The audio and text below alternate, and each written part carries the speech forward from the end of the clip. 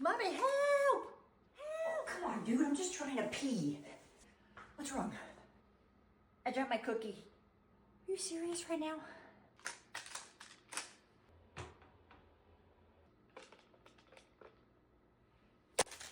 Okay, he's good. Hey, buddy, go wash your hands. Lunch is ready. Hey, clapping. What's taking your brother so long? Hey, buddy. Look, Mommy, I cleaned the whole bathroom with soap for you. Here's how I got my toddler to stop just randomly running away from me. For starters, it is a lot harder and a learning process at a younger age. So like this commenter said, their child was 14 months old. If they see something they want to go after and they're not looking at you, they're probably not hearing you if you're calling after them. But here's 3 things I've implemented and my son has learned over the last year to help with that.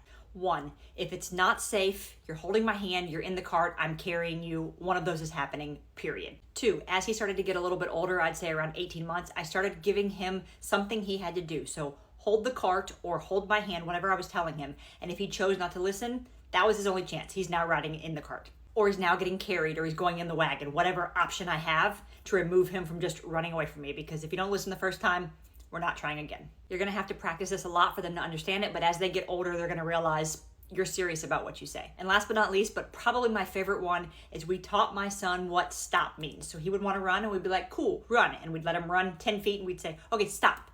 And it took a lot of practice, but now we can let him take off, somewhere safe, way off in the distance in a field. And as soon as we say stop, he stops. And it's just demonstrating for them. You run and you stop.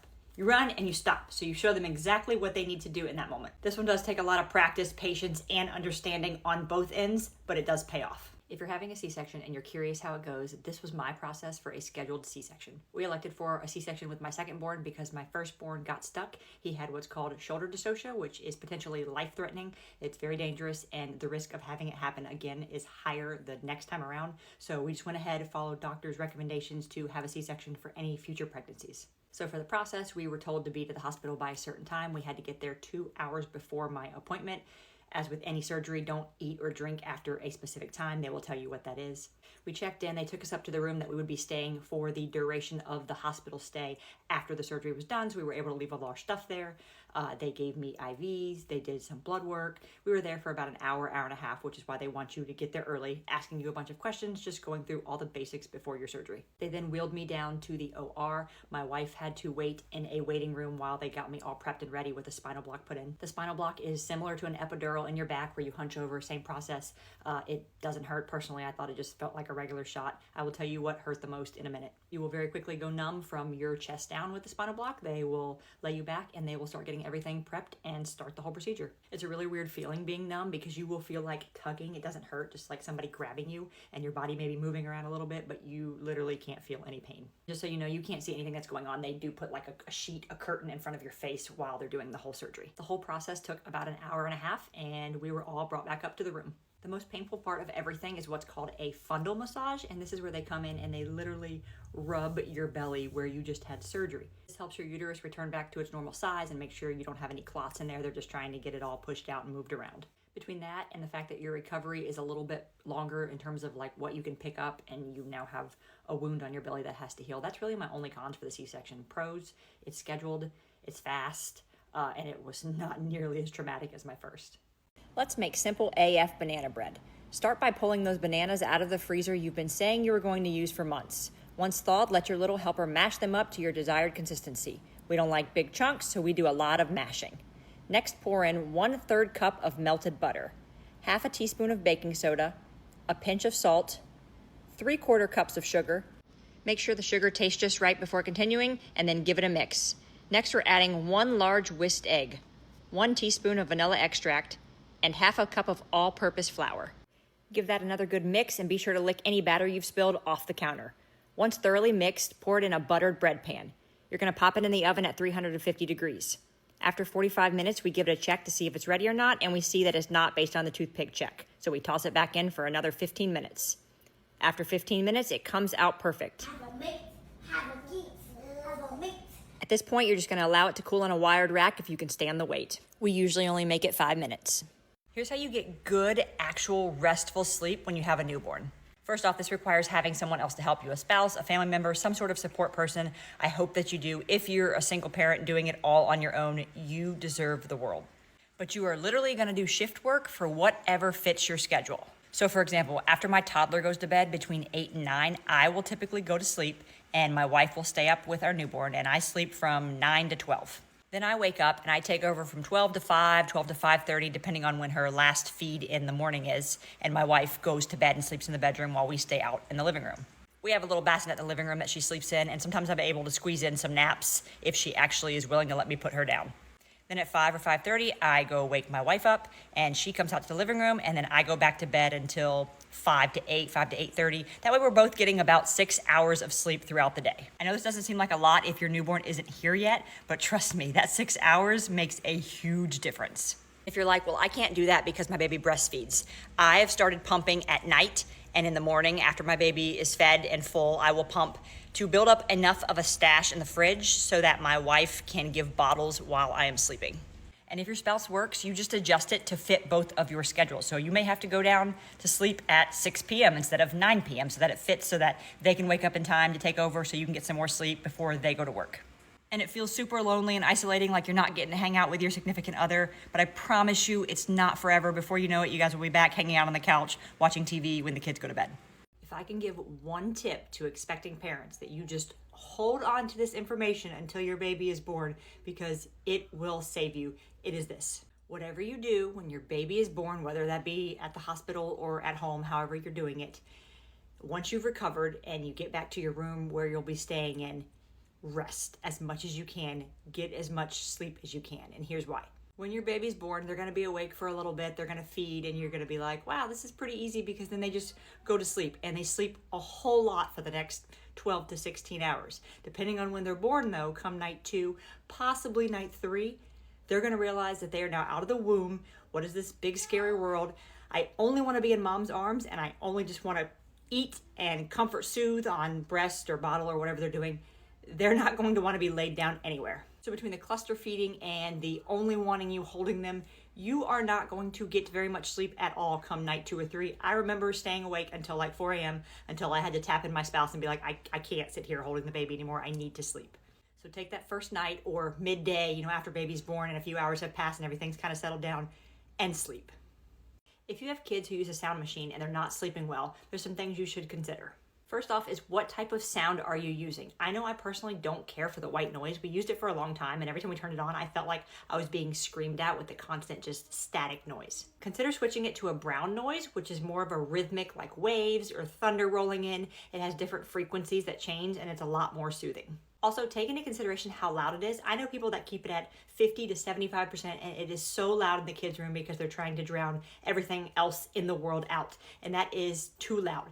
Get a little decibel app checker. It's supposed to be less than 50 decibels in terms of how loud it is in their room. We kept ours at about 20 to 25% across the room. And also keep in mind that some kids just don't like the noise. My son, who's almost 3, asked me the other day if I could turn his sound machine off or turn it down, and it's already at a very low hum. He just didn't want the noise. So consider changing it to brown noise, turning the volume down, or just completely turning it off, and see if they sleep better. So I feel like I've found the ultimate hack when it comes to potty training your toddlers. Now I specifically use this because my son is pee potty trained, but he will not poop on the toilet no matter how hard we try. We've tried everything. We have the little poop jar where when you go to the bathroom on the potty, you put these little pieces in, it's like a celebration. We've tried convincing him with candies and popsicles. You get a reward if you poop on the potty. He doesn't care. He's not having any of it. So I had given up all hope and was just gonna wait it out until I came across a creator who shares these really helpful parenting tips on how to get your kids to do what you want them to do. Her name's Chelsea, I'll tag her below.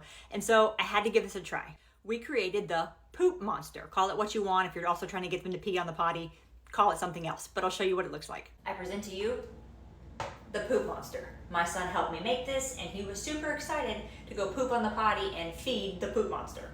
I also recommend a stool so they feel secure, and a smaller potty for them to sit on so they don't feel like they're gonna fall in.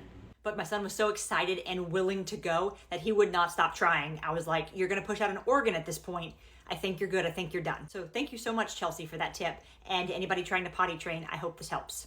I now know why people that have more than one kid Their houses just look like chaos all the time. Let me set the scene for you. My toddler comes running in and he's like, hey mom, can I play with my balance beam? And I'm like, sure buddy, let's set up your balance beam. So I get it all set up for him. As I'm getting it set up, my daughter decides that she's hungry. So I start feeding her. And in the midst of feeding her, she also poops. So I go change her. And wherever I'm hanging out, changing her in her bedroom, my son then comes with all of his toy cars and brings all of his toy cars into that room. So now we have all the toys in her bedroom. And in this moment of changing her, I realize, oh crap, I need to go get the laundry out and fold it because I need some more laundry. So as I'm folding it, my toddler's like, will you please play with me? And I feel bad because I've just been so busy, I haven't stopped to play with him. So halfway through folding the laundry, I just stop. Laundry's on the couch. And I'm like, cool, let's go play. So I go and I play with him. Then while I'm playing with him, I look at the time and I realize, oh, it's almost lunchtime. I should probably start making something. So as I'm making something, my toddler comes in and he's like, hey, I need to go poop. All right, so we'll stop and we'll go ahead and go poop. Well, as he's going poop, I realize, I need to do more laundry. He's still in his pajamas. He needs to get into his clothes. Yes, we're still in our pajamas and it's lunchtime. If you know, you know. So I need to go start some more laundry. As I go start more laundry, I realize there's still laundry that needs to be switched over and moved over and folded. So now there's laundry just hanging out at multiple rooms, just laundry everywhere, in the basket, on the couch, laundry everywhere, most of it clean, thankfully. The kitchen's still a disaster. We have toys everywhere, and I'm on an endless rotation of feed the baby, feed the toddler, play with the baby, play with the toddler, over and over again, trying to just dabble in cleaning as I go, but that's a lot more difficult when you have more than one kid. Every car ride used to be a scream fest for both of my babies until I made this one simple switch. We moved them from their infant car seats to rotating or convertible car seats, whatever you prefer, and they were happy as can be. I don't know the science behind it. Maybe they're just a little more roomy, but it was night and day difference between how my kids acted in the car seats. Now, if you want to know my personal favorite rotating car seat, we have tried the Even Flow, and this time around we got the Chico. I personally really like the Chico because you can buy just another base for it and move it to a different car rather than having to buy a whole new car seat. You can't do that with the other rotating car seats. You have to buy a whole different car seat to put it in a different car. Or you have to move the whole thing, base it all from one car to another, which it was just really frustrating to have to do every time we needed to switch cars. And if you're like, blah, I don't trust rotating car seats, they flew out in car accidents and stuff, that's because if your child is not in them and you leave them facing the door while you're driving, that is the position they need to be in to be removed, basically. So if you get into a car accident, yes, they're gonna fly out. So even when I'm driving alone, I try to remember to turn the car seat backwards as if my child were in it. So if I get into a car accident, there's not an ejected car seat and people are looking for a missing child. So give this switch a try and see if it makes car rides more enjoyable for you. Want some? Oh, you want some? Here, have a bite of mine. No. Want that one. I'm not giving you a whole banana. You won't eat it all. Just have half of mine. No. Fine, but you better eat it. All done. All right, pal, here's your strawberries. New strawberries. What does that even mean? New strawberries. Oh, you wanted a whole strawberry. Silly me, I thought you wanted them cut like you did the last 4 days. Want snack? Here's the list of what we have for the 17th time today. Would you like a granola bar? Yeah, granola bar. Oh, okay. I'm done. Okay, give it to me.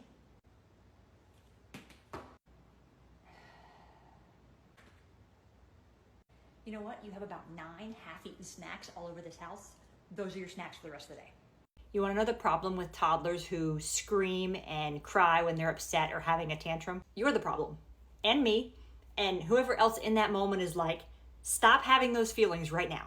Have you ever looked back and asked yourself, what do you do when you're upset or you're angry? Because I know my answer is I typically yell. So why would I expect my toddler who's been on this planet all of 2 years to just suck it up and not feel their feelings or show any emotion? I was giving my mom a hard time this weekend because we were over at her house and my son came out doing this like velociraptor scream because he was mad about something. And that was it. He was just screaming. And she was like, hey, we don't do that here. And she didn't mean anything by it. It was literally like, this is grandma's house where we have fun. Why are we yelling? And I looked at her and I was like, oh yeah? What do you do when you're mad? Because I know that answer. And the answer is, she curses. I'd much prefer him yell. But in all seriousness, the amount of people I've seen who try and stop their kids from having feelings. Now, we're not going to destroy anything. We're not going to hurt others. We're not going to hurt anything. We're not going to throw. We're not going to kick.